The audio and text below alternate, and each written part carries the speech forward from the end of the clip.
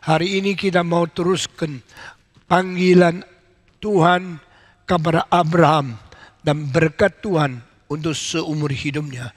Mari kita membaca dari kitab suci pasal ke-22 dari Kejadian. Saya minta pendeta Haiter ya 22 coba dibaca. Setelah semuanya itu Allah mencoba Abraham, ia berfirman kepadanya, Abraham, lalu sahutnya, ya Tuhan. Firman-Nya, ambillah anakmu yang tunggal itu yang engkau kasihi, yakni Ishak. Pergilah ke tanah Moria dan persembahkanlah dia di sana sebagai korban bakaran pada salah satu gunung yang akan kukatakan kepadamu. Keesokan harinya, pagi-pagi, bangunlah Abraham, ia memasang pelana keledainya dan memanggil 2 orang bujangnya berserta Ishak, anaknya. Ia membelah juga kayu untuk korban bakaran itu, lalu berangkatlah ia dan pergi ke tempat yang dikatakan Allah kepadanya. Ketika pada hari ketiga, Abraham melayangkan pandangannya, kelihatanlah kepadanya tempat itu dari jauh. Kata Abraham kepada kedua bujangnya itu, tinggallah kamu di sini dengan keledai ini. Aku beserta anak ini akan pergi ke sana, kami akan sembahyang. Sesudah itu kami kembali kepadamu. Lalu Abraham mengambil kayu untuk korban bakaran itu dan memikulnya ke atas bahu Ishak, anaknya. Sedang di tangannya dibawanya api dan pisau, demikianlah keduanya berjalan bersama-sama. Lalu berkatalah Ishak kepada Abraham, ayahnya, Bapa, sahut Abraham, ya anakku. Bertanyalah ia, di sini sudah ada api dan kayu, tetapi di manakah anak domba untuk korban bakaran itu? Sahut Abraham, Allah yang akan menyediakan anak domba untuk korban bakaran baginya, anakku. Demikianlah keduanya berjalan bersama-sama. Ya. Saudara-saudara, baca kitab suci sampai di sini saja. Mari kita berdoa sekali lagi. Tuhan berkatilah kami, berilah pengertian kami, sadarkan kami menjadi orang Kristen yang lebih bertanggung jawab dan lebih memuliakan nama Tuhan. Dengarlah doa kami serahkan semua ini di dalam nama Yesus Kristus, penebus dan juru selamat kami yang hidup. Amin. Saudara, kalau mengerti panggilan Tuhan bukan sembarangan. Panggilan Tuhan, seseorang yang disuruh pergi ke tempat bukan hanya satu arah dan satu tujuan saja. Tuhan mempunyai rencana yang sangat komplikasi untuk membentuk orang itu menjadi umatnya yang bermanfaat untuk seluruh sejarah. Abraham dipanggil waktu dia seorang diri, mempunyai pengertian bagaimana mengabdi Tuhan Allah, bagaimana berbakti kepada Tuhan Allah, dan bagaimana menjadi manusia yang bertanggung jawab. Maka dia keluar dari Ur, tempat yang paling kaya, tempat yang paling maju, pergi ke tempat yang tidak tahu di mana. Unknown purpose, unknown target, unknown goal. Engkau pergi kemana Tuhan tidak tahu. Engkau tidak perlu tahu sekarang. Saya punya pimpinan pasti tidak salah. Abraham taunya taat, dan taunya taat. Lalu Abraham mengikut Tuhan waktu dipanggil umur 75. Waktu mati umur 175. Selama 100 tahun Abraham tinggalkan kota besar, tinggalkan rumah besar, tinggalkan tanah yang subur, tinggalkan bangsanya yang sangat kuat. Dia pergi entah kemana. Inilah panggilan Tuhan. Banyak anak sekolah teologi sekarang masuk ke dalam STTRI. Mereka keluar dari rumah yang papa mamanya mungkin kaya, mungkin mempunyai usaha, mungkin mempunyai company, dan anaknya berkata, Papa, saya melayani Tuhan. Saya mau pergi ke Jakarta. Saya masuk STTRI. Mau apa kamu? Mau jadi hamba Tuhan. Makan apa? Tuhan yang pimpin. Dikasih gaji berapa? Saya tidak tahu. Lalu engkau sekolah, uangnya dari mana? Saya sudah kerja, sudah kumpulkan uang. Pakai uang yang saya dapat melalui pekerjaan saya, yang saya kumpulkan, saya bayar 4 tahun. Sesudah itu mungkin menjadi pendeta di GRI. Mungkin menjadi pendeta di luar GRI. Asal Tuhan yang pimpin saja. Nah, orang-orang seperti ini besok akan menjadi pengkhotbah. Mungkin kepada ribuan orang. Mungkin kepada ratusan orang. Mungkin di Indonesia. Mungkin di Amerika. Mungkin di Australia. Saudara-saudara, jikalau dunia tidak ada orang yang rela ikut panggilan Tuhan, rela ikut pimpinan Roh Kudus, maka pendeta kurang, banyak orang tidak digembalakan. Tetapi jikalau orang-orang ini tidak taat, Tuhan sanggup memanggil orang dari desa, dari kota yang lain untuk menjadi hambanya. Saya waktu muda tidak pernah tahu, waktu saya tua ada di Kemayoran. Waktu saya paling baru lahir, saya tidak tahu saya akan dipindah ke Indonesia. Ini semua rencana Tuhan melalui ibu saya yang dia sendiri juga tidak tahu. Dunia ini hari ini jadi ini karena 4000 tahun yang lalu ada satu orang pernah dipanggil oleh Tuhan, tinggalkan Mesopotamia, pergi ke tanah Kanaan, yaitu Abraham. Abraham dipimpin selangkah demi selangkah. Sampai fasal hari ini Tuhan berkata, saya mau mencobai Abraham. Sebenarnya istilah itu lebih baik, dia mau menguji iman Abraham. Dan Tuhan berkata, Abraham, Abraham, ya Tuhan, aku di sini. Aku sudah memberikan anak kepadamu kan? Ya Tuhan, saya dulu dah ada anak. Engkau berjanji kasih anak. Anak itu bukan anak sembarangan. Anak itu bukan anak diambil. Anak dijanji oleh Tuhan. Melahirkan anak bukan hal yang kecil. Melahirkan anak bukan peristiwa yang tidak penting. Itu adalah satu peristiwa yang sangat penting. Menentukan hari depanmu. Menentukan lingkunganmu. Menentukan ada keturunanmu di dalam rencana Tuhan Allah. Itu sebab saya harap semua yang menjadi papa, menjadi mama, tidak boleh menghina anakmu yang kecil. Saudara-saudara, jangan menghina anakmu. Mungkin anakmu bukan pintar dalam musik, mungkin pintar dalam fisika.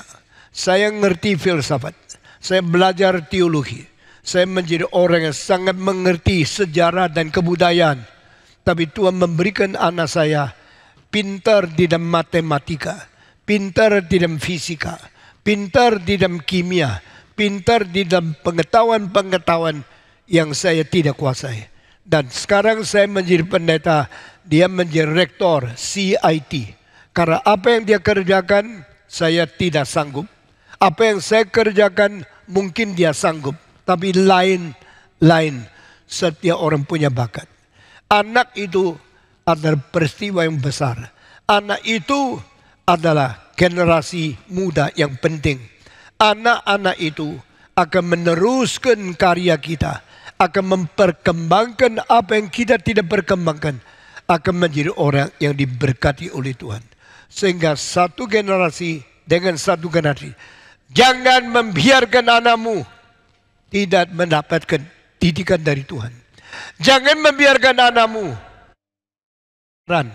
berzina, berjudi, main narkoba, dan main perempuan.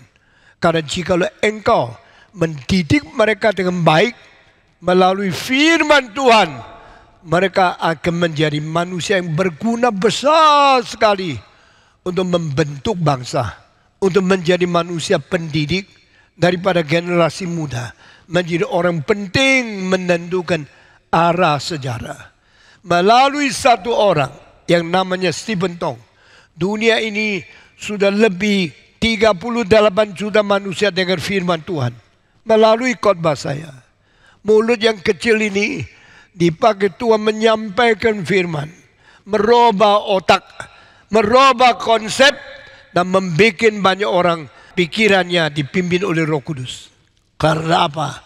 Karena hanya manusia yang mempunyai kemungkinan, mempunyai potensi merubah dunia, menggoncangkan kerajaan iblis, menteguhkan anak-anak Tuhan, dan menjadi orang yang berpengaruh kepada yang lain. Tetapi apa yang dihendaki Tuhan, kita sering tidak ngerti. Kita sering tidak sadar. Kita tidak sangka. Kadang-kadang kalimat yang keluar dari mulut Tuhan bikin kita bingung. Apa yang Tuhan mau kita kerjakan, kita tidak pernah mengerti. Satu hari Tuhan berkata, Abraham, Abraham. Ya Tuhan, disinilah hambamu. Sekarang saya beritahu kepadamu, saya mau engkau persembahkan. Persembahkan apa Tuhan? Anakmu yang kau lahirkan. Anakmu yang lahir secara tunggal. Anakmu yang kau cintai dari dirimu, dari hatimu yang sedalam-dalamnya. Berikanlah anakmu kepadaku. Persembahkan dia, bunuh dia, jadikan dia korban bakar. Siapa bisa tanggung? Siapa bisa dengar kalimat ini? Baru kira-kira 15 tahun, kira-kira 20 tahun, Tuhan berkata, Abraham, jadilah orang sempurna di hadapanku. Abraham, saya adalah Allah yang Maha Kuasa. Jadilah orang sempurna hidup di hadapanku. Saya akan memberikan kepada engkau tahun depan seorang anak yang kau akan lahirkan pada waktu masa tuamu. Abraham tidak hebat. Abraham dengar firman Tuhan tidak pernah lawan. Banyak orang dengar firman Tuhan baru satu kalimat, tidak masuk akal. Saya tidak setuju. Ini tidak mungkin. Manusia yang kecilnya seperti kutu ini berani melawan Tuhan sang pencipta langit dan bumi. Tuhan diam-diam dan Tuhan belum mematikan engkau, tapi engkau berani melawan Tuhan. Abraham bukan orang demikian. Abraham ada orang yang taat, turut, dan selalu dengar baik-baik firman Tuhan.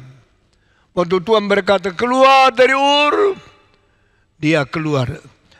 Pada Tuhan mengatakan pergilah tempat yang saya akan tunjukkan, dia pergi. Tinggalkan rumah bapamu, iya. Tinggalkan bangsamu, iya. Tinggalkan kotamu, iya. Sekarang kalau engkau berakar di Jakarta, Tuhan suruh engkau pindah ke Pontianak, atau pindahkan engkau ke kota yang kecil sekali di Irian Jaya atau di Aceh, engkau tidak gampang taat. Tapi Abraham taat. Abraham pergi dengan membawa bawahannya 318 orang. Kemana? Tidak tahu. Tempatnya mana? Tidak ada sasaran. Yang mengikut Abraham juga susah. Tetapi Abraham bagaimana taat kepada Tuhan? Bawahnya mau taat kepada dia. Tidak gampang. Tapi Abraham jalankan itu. Sekarang sesudah memberikan anak. Anak itu besar menjadi keluarga yang manis. Menjadi keturunan yang menghibur. Abraham sudah tua. Umur 100 dapat anak bayi. Sarah umur 90 dapat keturunan namanya Ishak. Mereka dengan jerih payah sudah tua membesarkan anak. Tidak gampang. Harus ganti popok, harus gendong anak. Orang tua ini kerja setengah mati membesarkan anak. Anak ini makin besar, makin ganteng, makin besar, makin menjadi pemuda yang gagah, yang menyenangkan. Abraham senang, Sarah senang. Saya tidak tahu Ishak umur berapa, dapat panggilan dari Tuhan yang mengerikan. Tuhan berkata, Abraham, bunuhlah anakmu, berikan dia kepadaku menjadi korban bakar. Saya mau ambil anakmu. Saudara-saudara, jikalau engkau waktu diberi anak, puji Tuhan, haleluya. Sekarang Allah mau ambil anak, engkau bilang, Allah jangan begitu dong. Kalau sudah diberi, jangan diambil lagi. Saya waktu diberi senang, waktu disuruh bunuh, saya tidak bisa terima. Tuhan, maafkan, berikan anak, boleh. Suruh saya bunuh anak, tidak mau. Tadi Abraham diam-diam, dia terima. Anything spoken out from the mouth of God should be surrendered, should be submit, should obey. Apa yang dikatakan Tuhan, kita harus taat. Gampang tidak? Tidak gampang. Kalau engkau sudah diberi uang, engkau baru ucap terima kasih, disuruh kembalikan uang, engkau tanya, apa maksudmu? Kenapa kasih saya uang? Sekarang ambil kembali. Bukankah kalau engkau sudah kasih saya, itu kan milik saya, kenapa diambil kembali? Tapi apa yang dilakukan oleh Tuhan sangat melampaui akal budi, sangat berlawan dengan logika, sangat tidak mungkin dimengerti oleh manusia. Tuhan berkata, the son I give you, your only begotten son, Isaac, now kill him and make it a sacrifice and give it as an offering to me. Abraham berani memberitahu ini kepada istrinya? Mungkin tidak. Abraham takut istrinya yang rohaninya tidak memadai, istrinya yang imannya kurang kuat, istrinya yang tidak mengerti kehendak Tuhan sedalam seperti dia. Mana bisa dengar kalimat ini? Kalau Abraham pagi-pagi bangun, bicara sama istri, anakmu saya akan bunuh hari ini. Pasti ribut, pasti berkelahi besar, pasti minta diceraikan. Anak itu tidak mungkin diserahkan dia.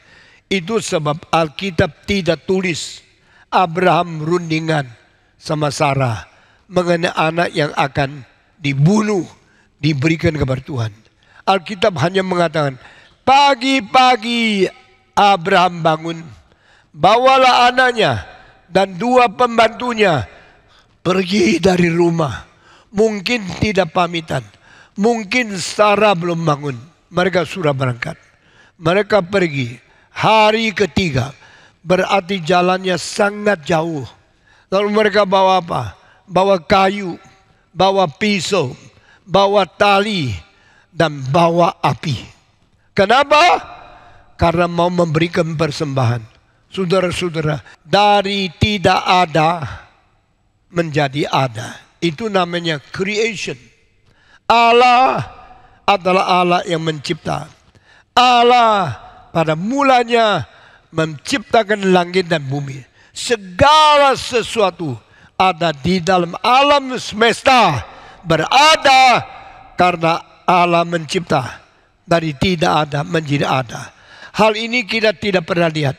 Karena waktu kita lahir sudah ada langit, sudah ada bumi, sudah ada bintang, sudah ada bulan, sudah ada makhluk, sudah ada tumbuh-tumbuhan, sudah segala macam binatang berada.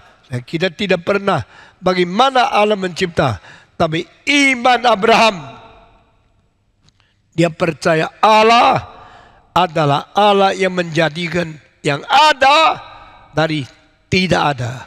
Creatio ex nihilo. Abraham mempunyai iman, mengerti Allah pencipta. Selain daripada mengetahui Allah pencipta, dia tahu Allah bisa membangkitkan yang mati menjadi hidup. Tetapi bagaimana kita mengerti kemungkinan Allah membangkitkan dari mati menjadi hidup? Tidak ada satu ayat menjelaskan dan tidak ada satu ayat menyindir peristiwa iman kedua ini. Di dalam seluruh perjanjian lama, mungkin pernah ada orang tahu Elias membangkitkan anak yang sudah mati. Elisha membangkitkan orang yang sudah mati. Tapi mereka tidak pernah tahu zaman Abraham atau sebelum Abraham pernah ada orang mati yang dibangkitkan. Sehingga Abraham kalau mempunyai iman seperti ini, tidak ada dasarnya, tidak ada pengalamannya, tidak ada catatan di dalam sejarah. There was not even one man to be resurrected from the dead before the history of Abraham. Abraham hidup di dunia tidak pernah mengetahui, tidak pernah diceritakan, tidak pernah mengalami apa yang disebut Allah membangkitkan orang mati menjadi hidup. Jadi pada waktu Tuhan berkata, Abraham, saya mau anakmu, anak tunggalmu, Ishak yang kau kasihi, bunuhlah dia. Kabar saya, Abraham cuma bisa bilang iya, tapi tidak ngerti. Orang yang beriman kepada Tuhan adalah orang mau taat sebelum mengerti. Orang yang mau taat kepada Tuhan adalah orang yang mau dengar, tidak bantah. Abraham tidak pernah berdebat satu kalimat dengan Allah. Abraham tidak pernah membantah satu hal perintah Tuhan Allah. Selalu kalau Tuhan berkata, dia bilang iya. Iya, satu-satunya kalimat, satu-satunya pengalaman Abraham berunding dengan Allah adalah tentang Sodom, Gomora. Kalau dibunuh, mungkinkah orang benar juga dibunuh di dalamnya? Jikalau ada 50 orang, kau bunuh, kau musnahkan Sodom kah? Jikalau ada 40, engkau memusnahkan Sodom kah?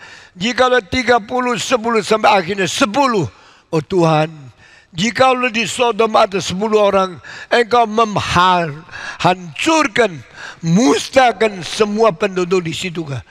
Tuhan berkata, dengan sesungguh-sungguhnya aku berkata kepadamu, jikalau di kota Sodom ada 10 orang benar, saya tidak akan memusnahkan kota Sodom. Sesudah itu berhenti. Tidak ada perdebatan, tidak ada diskusi, tidak ada pertanyaan dari Abraham. Itu terakhir kali.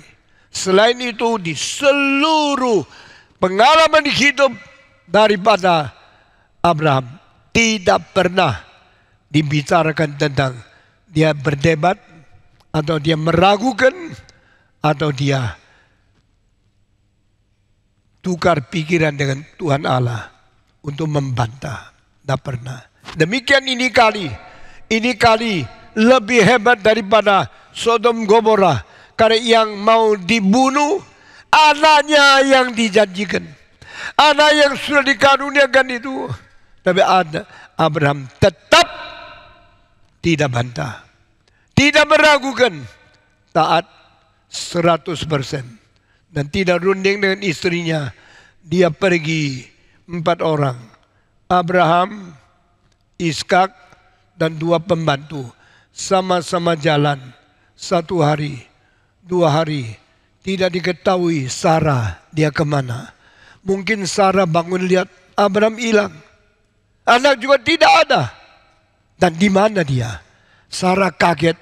Tapi tidak tahu bagaimana mencari dia. Abraham jalan terus, bawa kayu, tidak bicara bawa makanan, bawa kayu, bawa api, bawa tambang, bawa pisau, jalan terus. Sesudah hari ketiga, dekat Gunung Muria, Abraham berkata kepada 2 pembantu, silakan berhenti di sini, jangan maju lagi. Saya dan anak saya, kami akan pergi ke gunung berbakti kepada Tuhan Allah. Nanti kembali kita pulang sama-sama. Kedua orang itu polos pikiran. Mereka tidak ngerti kalau Abraham kembali lagi sudah ada anak Ishak. Ini hari melihat Ishak yang muda, yang ganteng. Ini kali terakhir. After this, no opportunity to see anymore the living of the begotten Son, the promised inheritance dari Tuhan Allah. Mereka tunggu di situ. Abraham dan Ishak, dua orang menuju ke gunung. Di tengah-tengah perjalanan ke gunung, maka Ishak bukan anak muda yang bodoh. Dia orang yang berpikiran. Seperti sekarang banyak anak muda sekolah di universitas mempunyai pikiran yang sangat kritis, mempunyai logika, mempunyai pikiran yang bisa berdebat dengan orang tua. Maka Ishak mendadak berhenti.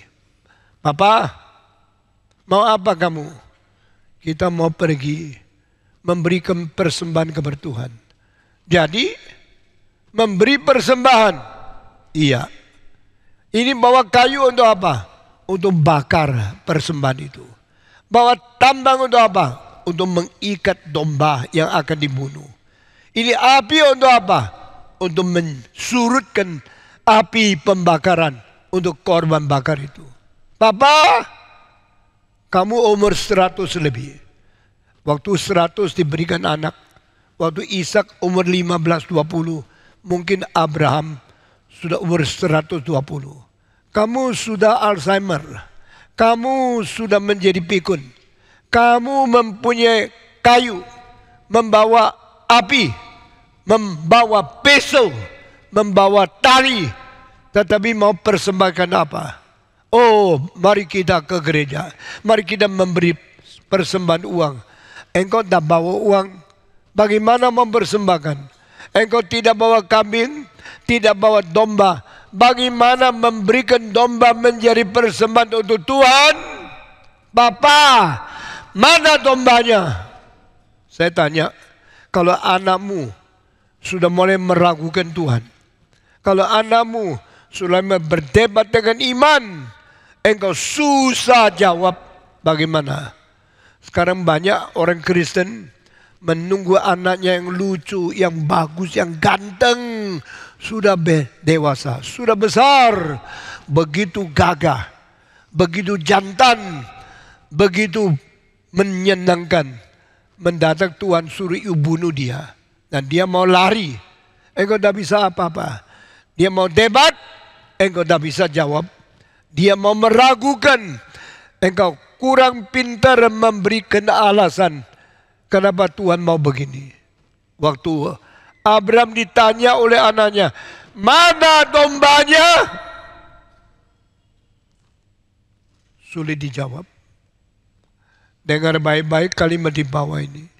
Menjadi ibu, menjadi bapak orang Kristen, anak-anak yang pintar, tidak gampang, saudara-saudara. Saya sebagai papa, waktu anak-anak saya tanya hal-hal yang sulit dijawab, saya harus tidak sembarangan jawab. Saya harus mempunyai bijaksana. Jangan sampai jawaban menjatuhkan iman mereka. Ini satu peristiwa yang muncul di Alkitab. Papa, di mana dombanya? Lalu saya pikir, bagaimana Abraham menjawab ini? Alkitab mengatakan, Abraham tidak sembarangan jawab. Kalau Abraham bilang dombanya itu kamu, sekarang saya kasih tahu ya, kamu tidak usah lari. Ini di gunung, saya akan ikat kamu, saya akan tikam kamu, saya akan bunuh kamu, jadikan kamu korban yang saya berikan kepada Tuhan. Kalau Abraham mengatakan jawaban seperti ini, pasti Ishak mulai sadar, papa saya bukan cinta saya. Dia bawa saya sampai di sini untuk bunuh saya. Papa saya tidak beritahu sama mama saya. Dia bawa saya bukan ke gunung. Lihat pandangan yang indah, menerima angin yang sejuk, bawa saya ke sini menikmati ciptaan Tuhan. Tidak, papa saya bawa saya ke sini untuk membunuh saya. Mungkin dia ambil pisau, bunuh papanya terlebih dahulu. Karena dia anak muda, hari depan masih ratusan, puluhan tahun. Bolehkah dipermainkan oleh papa yang mau membunuh dia? Ishak mungkin berontak. Ishak mungkin menjadi pelawan. Dan dia mulai melawan papanya. Begitu banyak papa mama menjawab pertanyaan anak-anak. Tidak bisa memuaskan. Akhirnya anak-anak tidak ke gereja lagi. Anak-anak menjadi orang berontak. Menjadi orang melawan Tuhan. Menjadi orang yang tidak percaya kepada Tuhan. Sebagai pendeta, saya pernah pikir, kalau anak saya melawan Tuhan, saya bagaimana? Sebagai pemimpin GRI, saya mengabari Injil kepada banyak orang. Tapi kalau anggota saya tidak percaya, bagaimana? Kalau saya mengabari Injil kepada banyak anggota GRI di sini, tapi anak saya tidak percaya Tuhan, saya bagaimana bertanggung jawab? Saya pernah pikir ini. Puji Tuhan sangat kasihan kepada saya. Saya punya 4 anak, satu-satu melayani Tuhan. Semua cinta Tuhan. Dan satu-satunya anak laki, dia menjadi rektor CIT.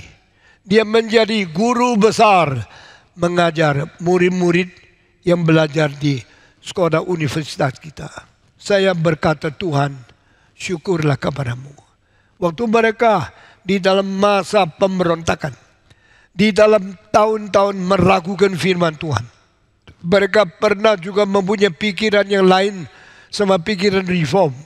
Pikiran lain, yang lain dengan pikiran daripada orang-orang Calvinis. Lalu bagaimana menjawab? Puji Tuhan sampai hari ini saya belum menemukan kesulitan sebesar itu. Memang ada orang diizinkan Tuhan menjadi berontak. Dan diizinkan Tuhan pemberontaknya sukses dan papanya gagal. Saudara-saudara, saya melihat orang seperti Francis Schaeffer, anaknya melawan dia. Saya melihat anak daripada seorang yang berada di Los Angeles diusir oleh papanya. Tapi saya hanya bersyukur kepada Tuhan. Dia masih memimpin keluarga saya. 4 anak saya semua melayan Tuhan. Semua mencintai Tuhan. Ini berkat besar dari Tuhan.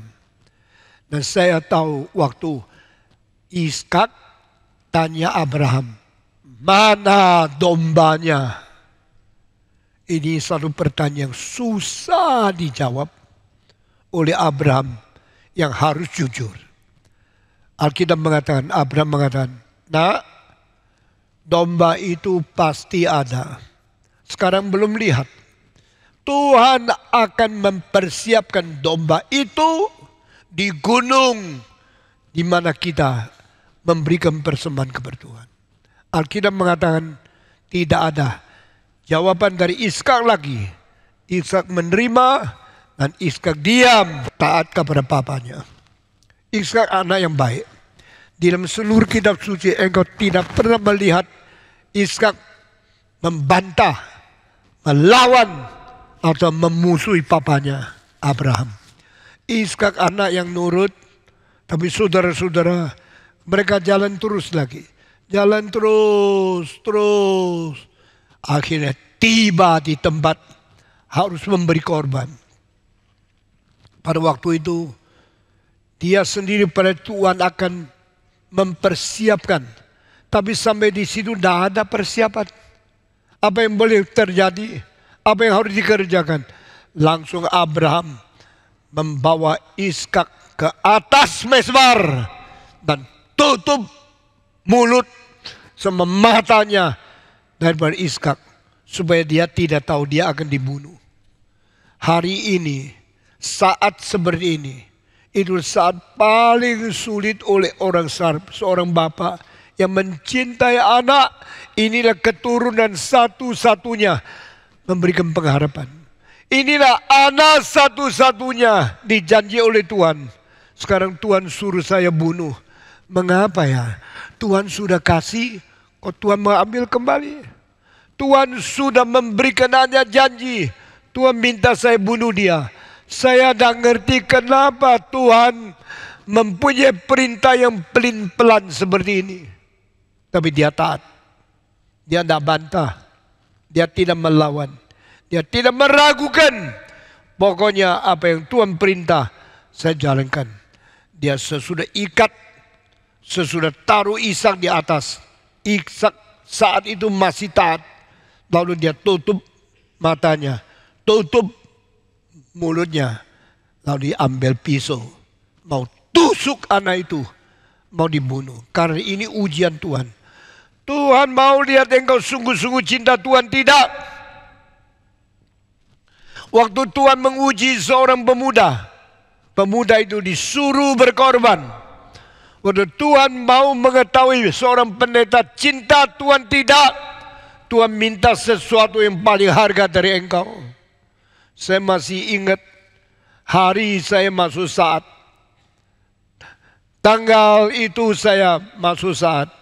Sebelumnya satu hari saya ambil arloji emas saya pergi jual. Sudah jual, uangnya disiapkan untuk persembahkan kepada Tuhan. 2 bulan sebelum itu saya tahu saya sudah mau masuk saat. Saya punya 600 piringan hitam. Sangat mahal, sangat berharga. Ada seluruh set Misaya, seluruh set Elijah, ada opera La Traviata, ada opera La Bohème, ada opera Rigoletto, ada buku Beethoven Simfoni 1-9. Piringan hitam 600 biji. Waktu itu saya umur 19,5. Anak umur 19,5. Kenapa mempunyai uang beli emas, beli arloji, beli musik yang begitu mahal? Saya umur 17 sudah mendapatkan gaji 2 kali lebih besar dari pendeta paling besar di gereja paling besar di Surabaya. Umur 17. I am very high ranking orang yang dapat honor besar sejak muda. Saudara-saudara, tetapi saya rasa saya mau jadi hamba Tuhan.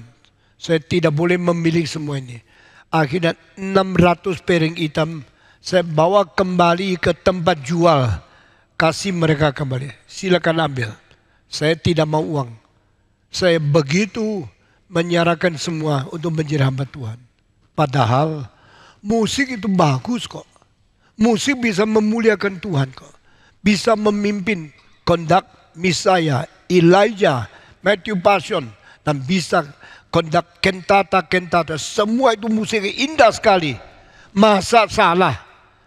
Pendeta suka musik, dah salah. Toh waktu saya tua saya kondak Misaya, saya kondak oratorio, saya kondak simfoni orkestra di sini. Apa salahnya?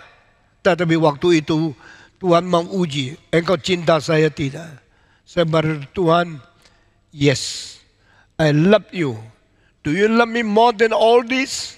Mencintai saya lebih dari semua ini. Saya bilang, yes Lord, I love you more than any others, anything else. Saya mencintai Tuhan. Maka saya kasih 600 piring hitam itu kembali kepada orang yang dulu saya beli dengan uang yang mahal. Saya kembalikan free. Saya diajar Tuhan belajar memberi.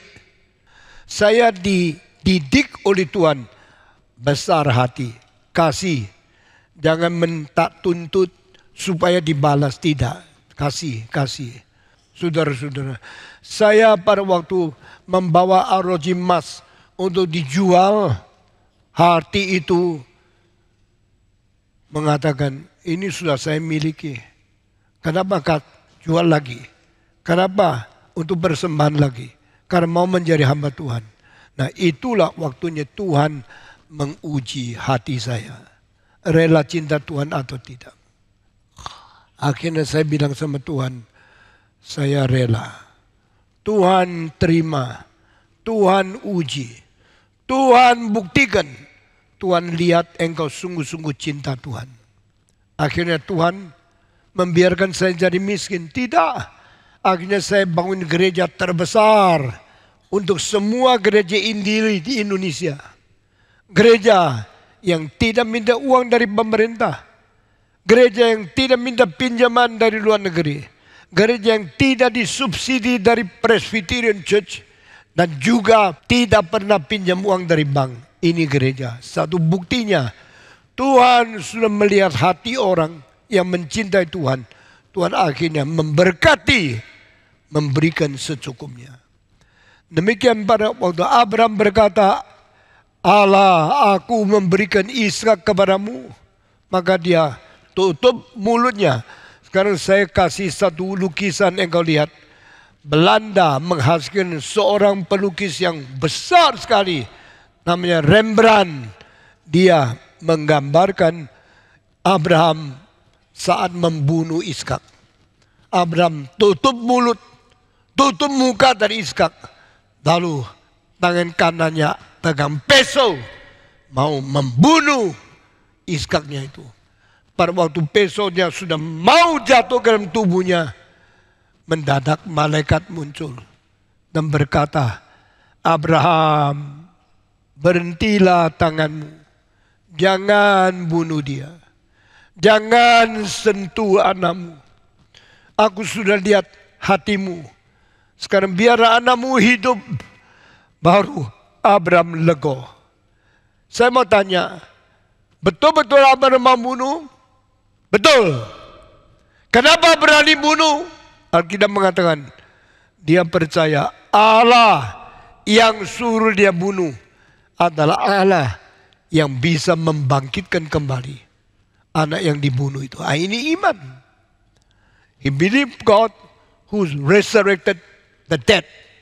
He believed God who create everything from nothing. Dari tidak ada menjadi ada. Itulah cara yang Tuhan mencipta. Dari mati menjadi hidup. Itu Allah yang membangkitkan dan menyelamatkan. Karena itu dia mau tusuk. Tetapi Tuhan berkata, berhentilah. Dia lepas tangannya. Pisaunya jatuh. Engkau lihat. Jatuh. Seperti dekat tempat sarung pisau itu. Karena mata dan hidung ditutup oleh Abraham. Sehingga Ishak tidak tahu apa yang terjadi. Dia mungkin di dalam waktu yang sementara lagi dia mati di dunia. Tapi saudara-saudara, dengan cara seperti ini Tuhan memberikan kepada kita panggilan Abraham oleh Tuhan. Bagaimana menjadi orang yang taat. Saya bicara, tidak ada anak menjadi anak-anak. Itu namanya Allah mencipta. Dari tidak ada menjadi ada. Minggu ini saya khotbah. Abraham mau membunuh anak. Karena dia percaya anak ini dan mungkin tidak boleh tidak ada. Dia harus mati. Setelah mati bagaimana mempunyai keturunan banyak. Karena Tuhan sanggup membangkitkan dia.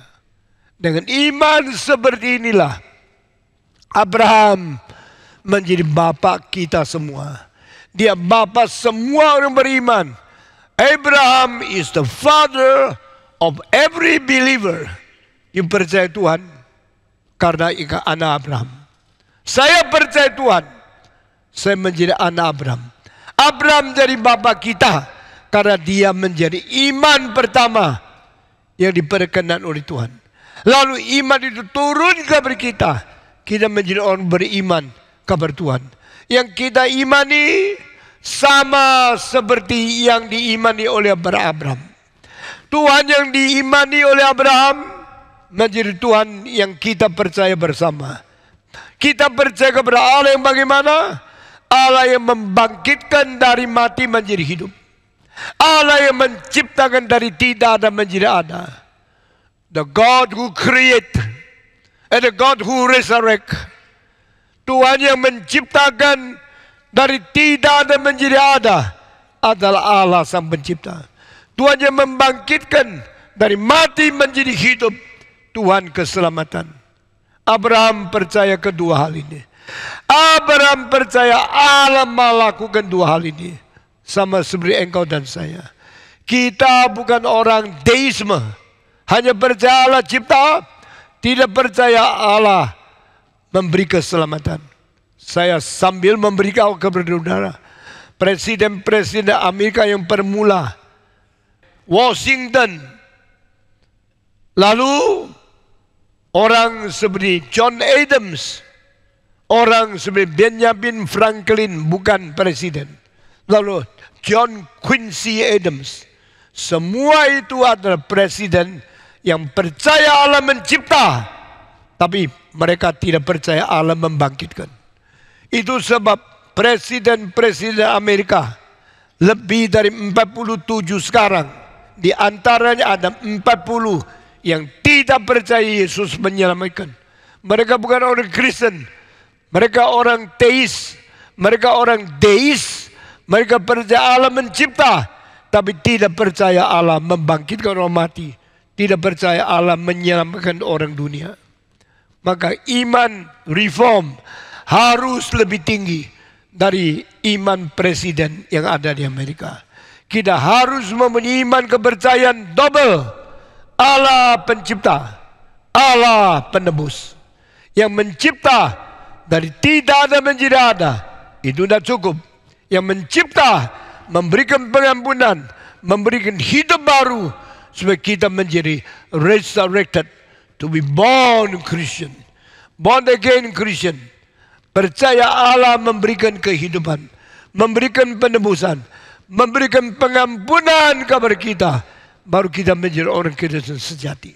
Saudara-saudara, dari 4.000 tahun yang lalu, Tuhan sudah membuat patron siapakah orang Kristen yang sejati. Kita orang Kristen yang percaya Allah mencipta. Kita orang Kristen yang percaya Allah menebus, Allah memberi hidup. Dua hal ini menjadi iman Abraham. Turun kepada kita, juga menjadi iman kita masing-masing. Mari kita menjadi orang Kristen yang sungguh-sungguh. Kiranya Tuhan membangkitkan iman yang sejati di dalam hati kita. Karena kita seperti Abraham percaya dua iman. Iman penciptaan, iman penebusan sekaligus. Kiranya Tuhan memberkati. Hari ini saya khotbah sampai di sini. Mari kita berdoa bersama-sama. Semua tunduk kepala. Saya minta tua-tua biyogo naik ke atas, pimpin kita berdoa di hadapan Tuhan. Mari kita semua tunduk kepala, kita masuk di dalam doa. Bapa kami di surga, kami bersyukur dan berterima kasih untuk firman Tuhan yang kembali mengingatkan kami untuk tumbuh menjadi orang Kristen yang sejati. Kiranya Tuhan berkenan berikan kami belas kasihan dan pertolongan, sehingga iman kami seperti imannya Tuhan berikan kepada Abraham. Iman yang mengerti tentang Allah mencipta dan Allah penebus. Allah menciptakan dari tidak ada menjadi ada. Allah yang penebus yang menghidupkan orang mati menjadi hidup. Kiranya nama Tuhan yang dipermuliakan. Karena firman Tuhan akan terus menguatkan dan menumbuhkan iman kami. Terima kasih Tuhan. Kami berdoa di dalam nama Anak Yesus Kristus, Tuhan dan Juru Selamat kami yang hidup. Amin.